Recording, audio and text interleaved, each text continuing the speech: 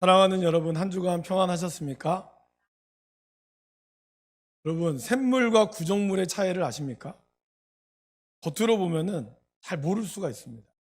그런데 이게 샘물인지 구정물인지 어떻게 알 수 있을까요? 흔들어 보면 알 수 있습니다. 흔들어 보면 구정물은 그 밑에 쌓여 있는 침절물이나 이물질이 막 올라오죠. 그러면서 한참 동안 물 전체를 흐리게 만듭니다. 그러나 샘물은 아무리 흔들어도 그냥 샘물 그대로 깨끗한 상태로 있다라는 것입니다. 우리의 인생이 샘물과 같이 보이지만 막상 위기나 고난 그리고 성공을 이루며 이 교만이라는 이물질이 우리가 들어가잖아요. 이걸 우리가 정화하지 않으면 부정물로 변하고 맙니다. 저 여러분들이 마시는 그런 물들도 수많은 정화의 단계를 거쳐서 물을 마시는 거잖아요. 우리의 인생도 마찬가지입니다. 우리의 인생을 속에 들어가는 정화의 작용이 없이 그냥 물만 받아들인다면 결국에는 부정물로 변하고 말 것입니다. 이스라엘이라고 하는 나라, 지금 한참 전쟁 가운데 갈등에 있죠. 사실 그거의 역사는 우리는 이 전쟁을 한순간을 보지만 전쟁의 역사는 굉장히 오래됐습니다. 이스라엘과 모두 다 사연이 있는 나라라고 할 수 있습니다. 특별히 오늘 예수님이 말씀하셨던 이 서기관들과 바리새인들의 역사는 이스라엘의 역사와 맞물려 있다고 해도 과언이 아닙니다. 이스라엘은 애굽으로부터 시작해서 4,000년 전, 6,000년 전에 블레셋, 아수르, 바벨론, 페르시아, 헬라, 로마에 이르기까지 계속해서 정복을 당했습니다. 그러면서 예루살렘은 황폐해져 갔고 사람들은 다 그 자리들을 떠날 수밖에 없는 그러한 민족들이 되고 말았습니다. 이스라엘은 정치적으로는 아무런 강대국이 될 수 없었습니다. 그런데 왜 이렇게 오랜 역사 동안 이스라엘은 지금도 미국이라는 나라든가 유럽의 나라들이 왜 함부로 땅덩어리는 아주 작은데 왜 함부로 하지 못할까요? 이유가 뭐라고 생각하십니까? 돈? 그보다 더 중요한 것이 있습니다. 그것은 바로 하나님의 말씀, 율법이다라는 것입니다. 그들이 가지고 왔던 하나님이 그들에게 주는 그 율법, 이 율법이 그들에게 가장 중요한 보물이었고 그리고 그 위대했다라는 것입니다. 그로 인해서 이스라엘 민족은 다 흩어졌죠. 우리가 그것을 디아스포라라고 이야기합니다. 디아스포라 된 민족이 정말 세계 곳곳에 다 퍼졌음에도 불구하고 그들이 하나로 묶을 수 있는 이유는 바로 하나님의 이 말씀, 그 말씀이 그들의 삶을 이끌어갔다라는 것입니다. 그러기에 전쟁이 일어났을 때 그런 얘기 들어보셨죠, 여러분? 아랍과 이스라엘이 전쟁이 일어나면 전보를 치잖아요. 흔히 치면. 그러면은 전쟁이 일어났으니 다 전쟁으로 지원하시오 하면 아랍인들은 다 도망간다 그러죠. 유학생들은. 그러나 이스라엘 백성들은 이스라엘의 그 유대인들은 다 다시 이스라엘로 들어온다고 합니다. 군인이 되기 위해서. 그들이 이렇게 만들었던 것은 바로 하나님의 말씀이고 우리의 민족이 어떠한 민족이라고 하는 정체성이 그들의 이 5,000년, 2,000년, 3,000년 가운데 계속해서 뿌리 내리고 있었다라는 것입니다. 그리고 이들을 가르쳤던 사람들이 누구일까요? 바로 바리새인과 서기관들이었습니다. 아주 오랫동안 바리새인과 서기관들은 하나님의 말씀을 연구하고 가르쳤습니다. 이들이 뭔가 보상을 바라고 하지 않았습니다. 특별히 바벨론으로 인하여 나라가 이스라엘이 멸망되었을 때 예루살렘이라고 하는 우리로 치면 교회가 사라지고 다른 나라에 갔지만 교회가 있었겠습니까? 교회가 없죠. 그런데도 그들은 그 말씀을 지키기 위해서 구별된 자라고 하는 바리새인들이 하나님의 말씀을 연구하고 모세오경을 연구하고 십계명을 연구하고 그 말씀대로 살아가려고 그들이 그렇게 애를 썼습니다. 누가 해서가 아니었어요. 그들 스스로가 하나님 앞에 서기 위해서 하루에 3번 예루살렘 성전을 향하여 기도했고 하나님 말씀인 토라의 말씀을 배웠고 그 말씀을 그들의 자녀들에게 가르쳤습니다. 그러한 모습들 때문에 함께했던 성도들이 그들에게 물질적인 도움을 줬을 뿐만 아니라 기꺼이 그들을 섬기는 일에 그들은 주저하지 않았습니다. 그런데 이 랍비들은 그들의 가르침 가운데 자기네들이 하나님의 말씀을 가지고 있다라고 하는 이 자부심 때문에 바리새인과 서기관들은 거의 한 몸이 되어서 생활했습니다. 그러다 보니 랍비들, 소위 얘기하는 바리새인들은 서기관들을 존경하라고 가르치기 시작했습니다. 그리고 자신들이, 랍비들이 부모보다 더 위에 있는 계층이기 때문에 부모를 돕는 일보다 랍비를 먼저 돕는 일이 먼저라고 계속해서 그들에게 가르쳤습니다. 가르치는 자를 존경해야 하는 것은 자식이든 아비든 모두가 해야 하는 의무라고 가르쳤습니다. 자식은, 아버지는 자식을 세상에 태어나게 하는 일을 도왔지만 랍비는 사람이 죽어서 저 세상에 태어나게 하는 일, 이거를 돕기 때문에 이 일이 더 중요하다라고 가르쳤다라는 것입니다. 또 심지어 랍비들은 이렇게 가르쳤다 그러죠. 만약에 아버지와 랍비가 물에 빠지면 누구 먼저 구해야 됩니까? 랍비 먼저 구해야 된다. 이렇게 가르쳤다는 거예요. 아버지보다는 랍비가 더 중요하다고. 이런 식의 가르침들이 이스라엘에 흘러내려오고 있었습니다. 그만큼 권위와 어떤 높은 단계에 있는 것을 그들은 중요하게 여겼다라는 것입니다. 그런데 세월이 흐르면서 처음에 하나님 말씀대로 살려고 했던 그 바리새인들의 그 철저한 가르침이 어느 순간에서부터는 여러 가지 많은 이물질들이 들어오기 시작했다는 거예요. 사람들의 존경받으며 그들이 들어갔던 이 교만이라고 하는 이물질, 그리고 그들의 삶 속에 또 어려움 속에 처해지면서 오는 그러한 이물질들이 들어가면서 그들은 변질되기 시작했다는 것입니다. 그래서 샘물로 시작했다가 점점 그들의 삶은 부정물로 바뀌고 말았다라는 것입니다. 여러분, 우리의 교회는 어땠을까요? 처음에 초대교회, 우리의 대한민국의 초대교회 또한 샘물과 같은 능력이 있었습니다. 많은 사람들이 교회에 와서 그 예수님의 생수를 마시며 그들이 치유를 받았습니다. 어려운 사람들이 교회에 와서 기도하면 하나님이 그 기도를 들어주셨습니다. 복음의 역사로 술 마시던 남편이 술을 끊고, 그리고 바람 피던 남자가 바람을 그치고 주의 말씀 앞에 엎드렸습니다. 도박을 그치고 중독을 그치고, 그 모든 것이 그 당시에 무슨 정신과 의사가 있어서가 아니었습니다. 초대교회는 그러한 놀라운 역사가 일어났었어요. 왜 그랬을까요? 바로 이 샘물과 같은 하나님의 보혈의 능력이 늘 샘솟듯이 일어났기 때문입니다. 교회는 일제의 어려움 가운데서도 또한 6.25를 거치면서 한국 교회들과 많은 교회들은 그렇게 이겨나갔습니다. 말씀으로. 그런데 어느 순간에서부터 교회 안에 세상의 성공적으로 살아가는 사람들의 모습과, 그리고 그 가운데 오는 사람들의 교만함들, 그리고 교회가 많은 것이 풍족해지다 보니 주님의 이름을 찾기보다는 더 많은 것들을, 세상적인 것들을 찾기 시작했다는 거예요. 이거를 교회가 걸러내지 못했던 거예요. 결국 교회도 어느 순간에는 겉으로 보기에는 샘물인지 부정물인지 잘 몰라요. 그러나 한번 싹 뒤집어 보면 부정물과 같은 일들이 발생하기 시작했다라는 것입니다. 오늘 우리 예수님께서 마태복음 23장을 통하여 바리새인과 서기관들에게 하는 말이지만, 그러나 동시에 무리와 제자들에게 하신 말씀은 무엇일까요? 우리가 정말 샘물과 같은 그 보혈의 능력을 회복하기 위해서, 저와 여러분들의 삶이 하나님이 주시는 샘솟듯한 기쁨을 누리기 위해서 어떠해야 할까? 그거를 우리 주님은 우리에게 말씀하고 있습니다.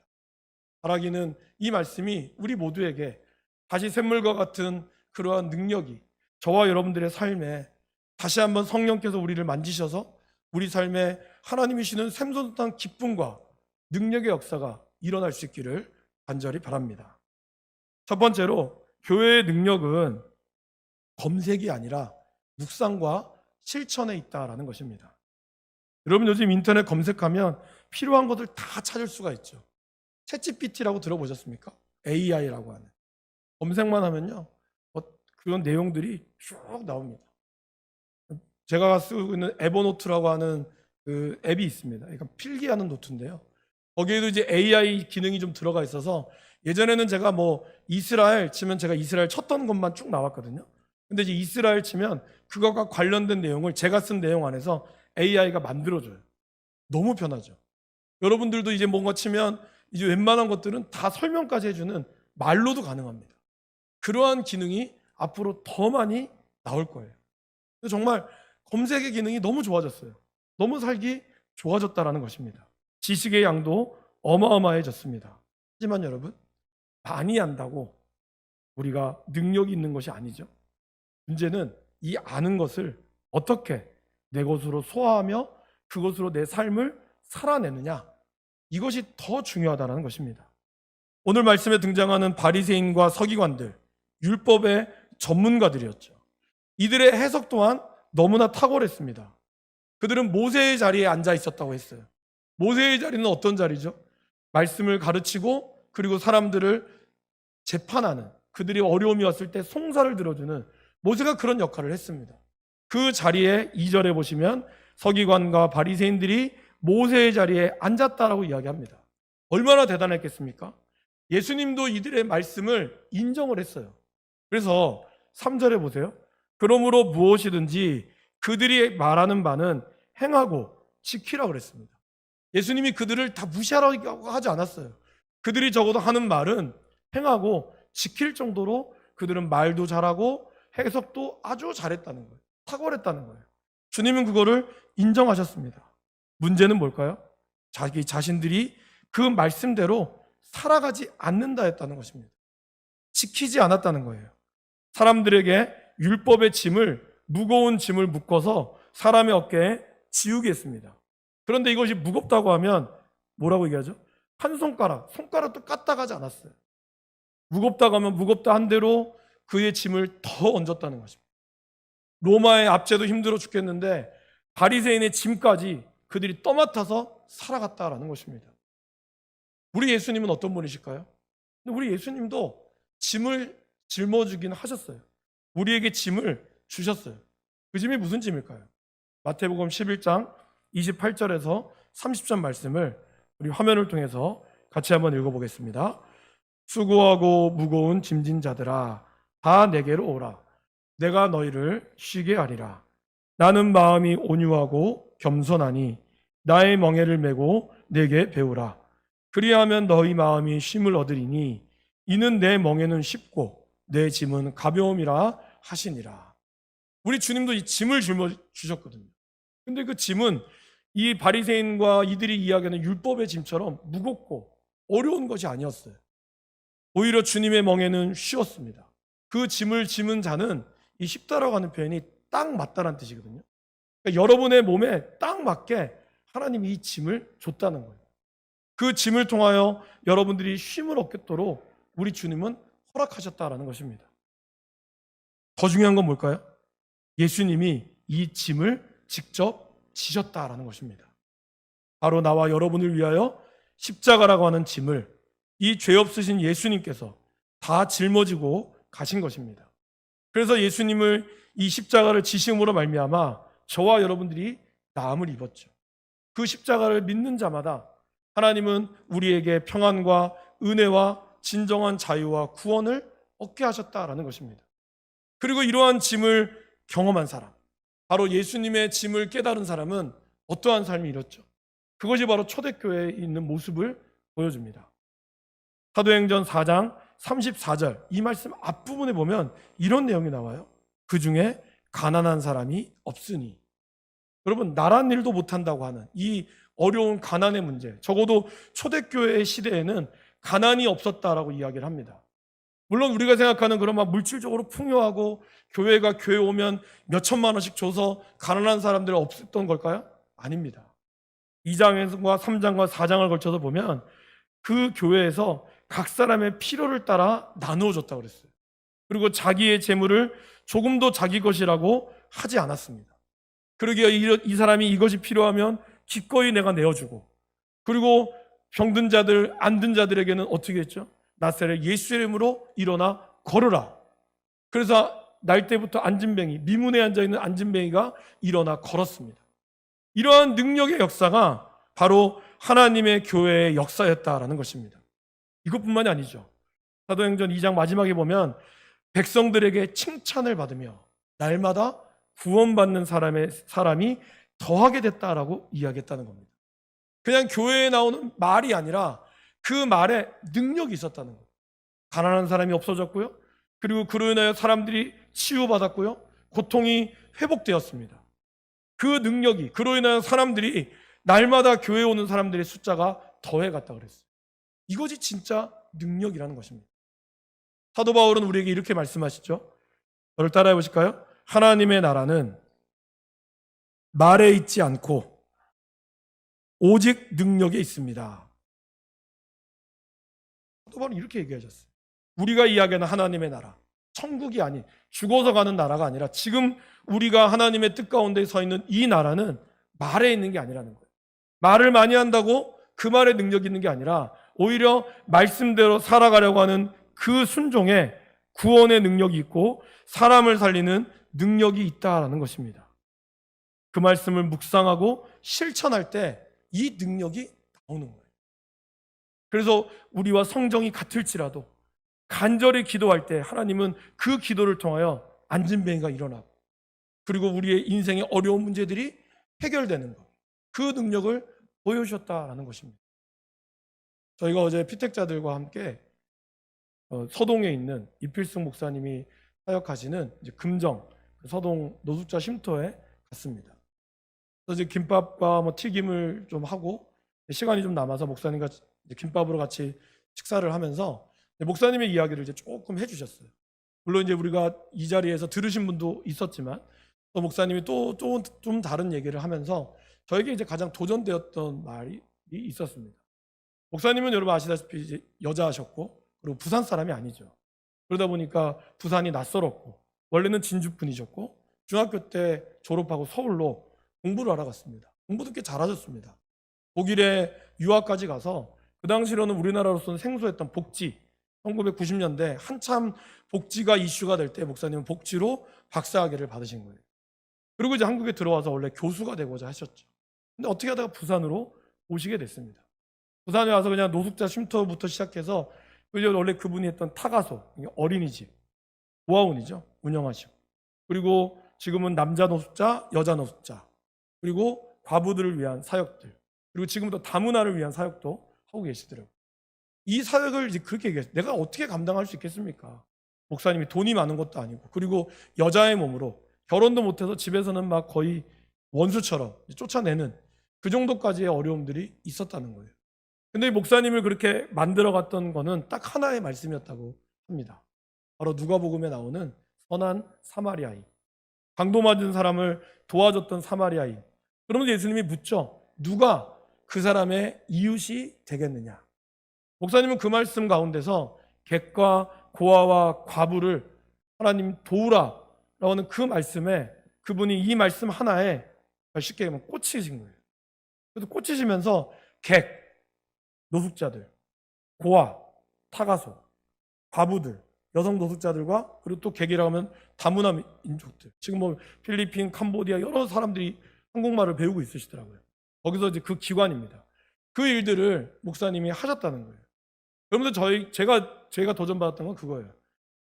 우리가 성경 66권을 다 어떻게 말씀대로 지키며 삽니까? 어렵습니다. 그러나 단 하나의 구절이라도 우리가 지킬 수 있다면 하나님께서 나처럼 이런 일들을 이루신 것처럼 우리에게도 이루어 주실 거라고 믿습니다. 저는 그 말씀이 참 저에게 도전이 되기도 했고 부끄럽기도 했어요.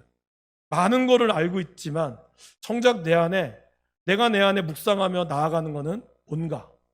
저는 저의 어떤 이 성공을 위해서 이 말씀을 좋아했던 게 많았거든요. 뭐 내게 능력 주신 자에서 내가 모든 걸 할 수 있다. 할 수 있거든이 무슨 말이냐. 믿는 자에게 능치 못함이 없다. 이런 것만 주구장창 외웠지 정작 하나님 말씀하시는 그 한 구절 그거를 내가 참 놀랐구나 이런 생각이 들었습니다. 여러분 어떻습니까? 하나님께서 저와 여러분들에게 66권의 말씀을 우리가 늘 통독하지만 그러나 정말 저와 여러분들의 삶을 변화시키고 우리를 이끌어가는 그 한 구절 그 한 구절만 우리가 묵상하고 그 한 구절대로만 우리가 산다고 한다면 아마 그 한 구절에 묵상하는 분들이 모여서 이 평화교회를 이루어갈 때 그 교회는 어마어마한 힘을 발휘하게 될 줄 믿습니다.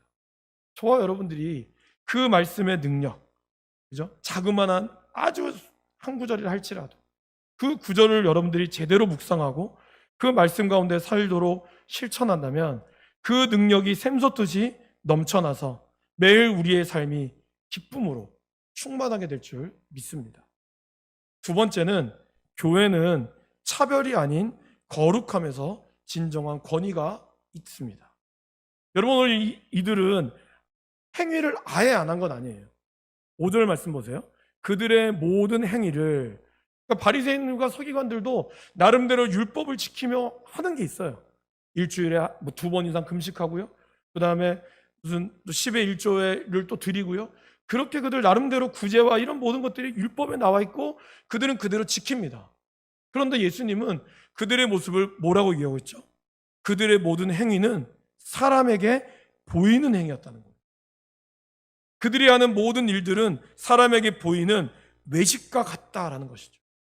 누가복음에서는 그들의 위선에 대해, 위선으로 드리는 이 기도에 대해 이렇게 비난하셨습니다. 누가복음 20장 47절입니다. 그들은 과부의 가산을 삼키며 외식으로 길게 기도하니 그들이 더 엄중한 심판을 받으리라 하시니라. 그럼 과부는 사회적으로 소외받은 사람들이에요. 너무나 가난한 사람들이거든요. 근데 왜 이 바리새인들이 그 과부들의 가산, 힘없는 사람들의 재산을 다 뽑아 먹는다는 거죠.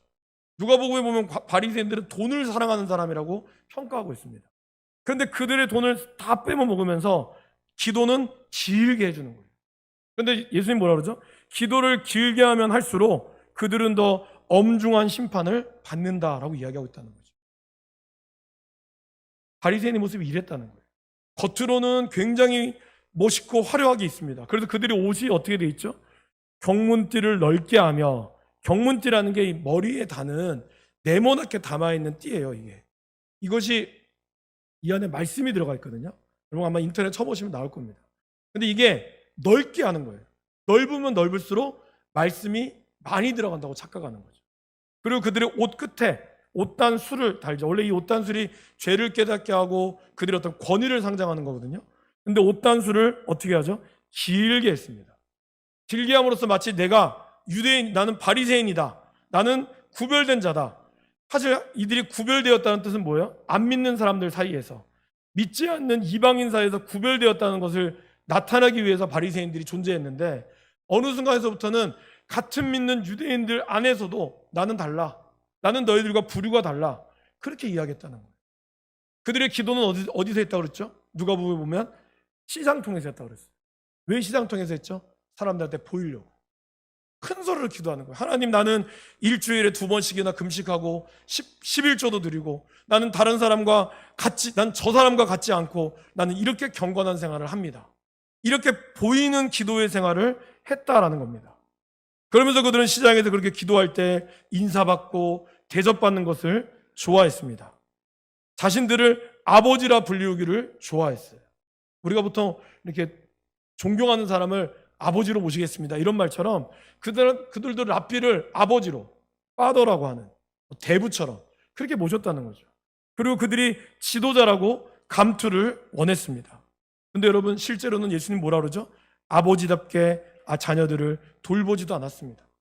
지도자답게 백성들을 인도하기커녕 오히려 그들의 삶에 무거운 짐만을 지웠다라는 것입니다. 예수님은 말씀하시죠. 진정한 너희들의 아버지와 그리고 지도자는 그리스도밖에 없다. 너희는 그냥 다 한 형제라고. 그 이상도 그 이하도 아니라는 거예요. 이거를 놓치지 말라라고 이야기하고 있습니다. 그러게 우리들은 불러준다고 권위가 생기는 게 아니라는 거예요. 그래서 사람이 진짜 간사하죠. 제가 전도사하고 목사 안수를 딱 받았어요. 사람들이 이제 처음에는 헷갈리지 않겠어요? 전도사님으로 불렀다가 목사님이지. 그럼 저는 그때는 아닙니다, 아직 제가 부족합니다, 이랬어요. 한 2, 3년 흘러가니까 어떤 분이 전도사라고 그러니까 기분이 나쁜 거예요. 이 사람 아직도 나를 전도사로 보고 있어? 그렇게 되더라고요. 그죠? 실수로 집사님이라고 불렀는데 권사예요, 권사. 말은 안 하지만 속으로 기분 나쁜 거예요. 여러분, 불러준다고 그분이 권위가 생기는 게 아닙니다. 문제는 뭘까요? 그렇게 살아가는 것이죠. 아버지라고 하면 뭐합니까? 아버지가 자녀 내팽개치고 술 마시고 도박하고, 아버지가 아니죠. 근데 우리는 육신의 아버지를 아버지라 부르지만 아버지답지 않은 아버지가 너무 많잖아요. 지도자라고 하지만 지도자답지 않은 사람이 너무 많아요. 그러면서 마치 그들은 금패치 달고 마치 내가 이것이 나를 지도하는 사람이라고 이야기하지만, 정작 차별을 되어 있을지 모르지만 구별되어 있지 않기 때문에 권위가 살지 않는 것입니다. 여러분, 우리의 권위는 하나님이 위에서부터 불러줄 때, 내적으로 내가 충만할 때 자연스럽게 드러난다라는 것입니다. 주님은 그렇게 그분의 권위를 이야기하셨어요. 주님이 권위가 있다는 것을 어떤 거였습니까? 돈이 많았습니까? 명예가 있었습니까? 아닙니다. 오히려 사람들은 예수님을 죄인의 친구라고 그랬어요. 귀신들과 동행하는 사람이라고 얘기했어요. 그 정도로 술을 즐기는 사람이라고 사람들은 예수님을 그렇게 무시했습니다. 맨날 죄인들하고 창녀들하고 그렇게 거지들하고 어울려 다닌다고. 그러나 그분이 이야기할 때 심지어는 바리새인들도 그 말씀을 들었어요. 기분 나쁘지만 그들도 그 말씀을 들었어요. 예수님이 명령하셨을 때 아무도 쫓아내지 못했던 귀신이 나갔어요. 예수님이 명령하셨을 때 안진뱅이가 일어났어요. 여러분, 권위는 거기서 나오는 것입니다.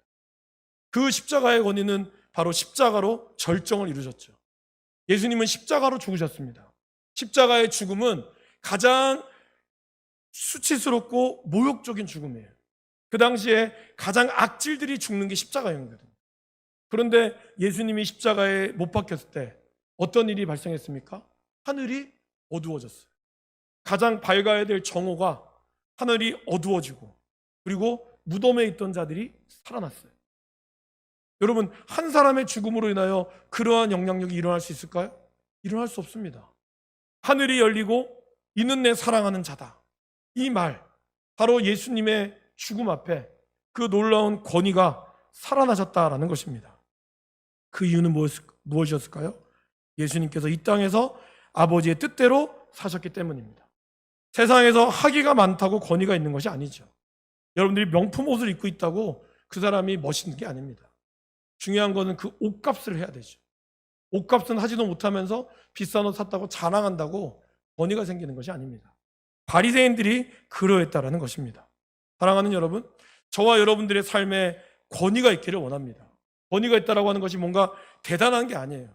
그러나 적어도 여러분의 말씀에 사람들이 주목할 수 있기를 바라요. 그것이 뭘까요? 그 권위는 바로 우리가 말씀에 순종할 때 일어난다 하는 것입니다. 그 권위가 우리 교회에 다시 살아야겠죠. 교회의 말에 사람들이 집중하고, 여러분들이 예수 믿는 사람들이 말을 하면 저 사람 믿을만해, 저 사람 말은 들을만해. 우리가 그런 권위들이 하나님이 우리에게 주셨거든요. 그 권위를 우리가 다시 회복해야 될 줄 믿습니다. 마지막으로 교회는 진정으로 낮은 곳을 추구해야 합니다. 예수님은 11절 12절에서 이렇게 말씀합니다. 너희 중에 큰 자는 너희를 섬기는 자가 되어야 하리라. 누구든지 자기를 높이는 자는 낮아지고 누구든지 자기를 낮추는 자는 높아지리라. 메시지 성경은 이렇게 이야기합니다. 돋보이는 인생이 되고 싶다면 내려서 종이 되십시오. 목에 너무 힘을 주고 있다면 결국 숨이 턱에 차서 쓰러지고 맙니다. 바리새인과 서기관들이 처음부터 그랬던 것이 아니라고 말씀드렸죠. 그들은 처음에는 말씀대로 살기 위해서 발버둥 쳤어요. 그런데 자리가 사람을 만든다고 자리에 올라가면서 우쭐대기 시작했습니다. 그리고 무엇인가 대단한 것처럼 생각하기 시작했습니다. 우리에게도 이런 유혹이 올 수 있죠. 처음에는 종의 마음으로 시작합니다. 열심히 삽니다. 그러다가 어느 정도 대접받고 나의 물질이, 명예가 올라갈수록 우리는 그때부터는 종이 아닌 주인의 마음으로 자꾸 변질되려고 하는 거예요. 진정한 주인 되신 예수님보다 오히려 더 내가 예수님보다 위에 있으려고 하죠. 내 말씀, 내가 믿은 믿음이 진짜라고 착각한다라는 것입니다. 어떻게 해야 될까요, 여러분? 주님은 분명히 이야기하셨어요. 어렵고 힘든 사람을 도와야 한다는 거예요. 그들을 돌보는 일에 여러분들이 팔을 걷어붙이셔야 한다는 거예요. 그러면 명품 옷 입고 얼마짜리다 이거 자랑할 시간이 없어요.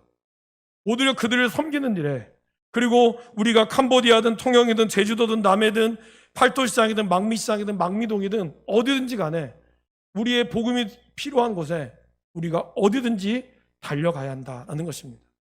그들이 예수 믿지 않고 방황하면서 그 인생 가운데 놓쳐있는 인생을 보면 여러분, 우리가 높은 자리에 앉아있는 것, 윗자리에 앉아있는 거 마음 가지 않을 거예요. 캠페인만으로 바뀝니까? 쓰레기 버리지 맙시다, 분리수거 합시다. 분리수거 하셨어요? 안 바뀌어요, 안타깝게도.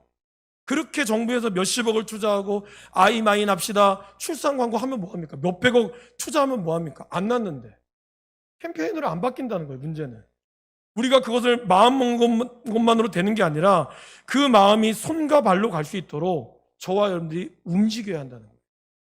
잠언 23장 2절에 이런 말씀이 있습니다.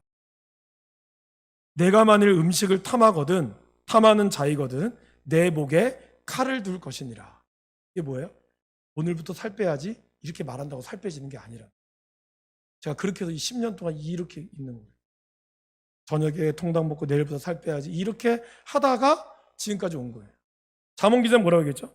음식을 탐해서 살 빼길 원하느냐? 그럼 내 목에 칼을 대라는 거예요.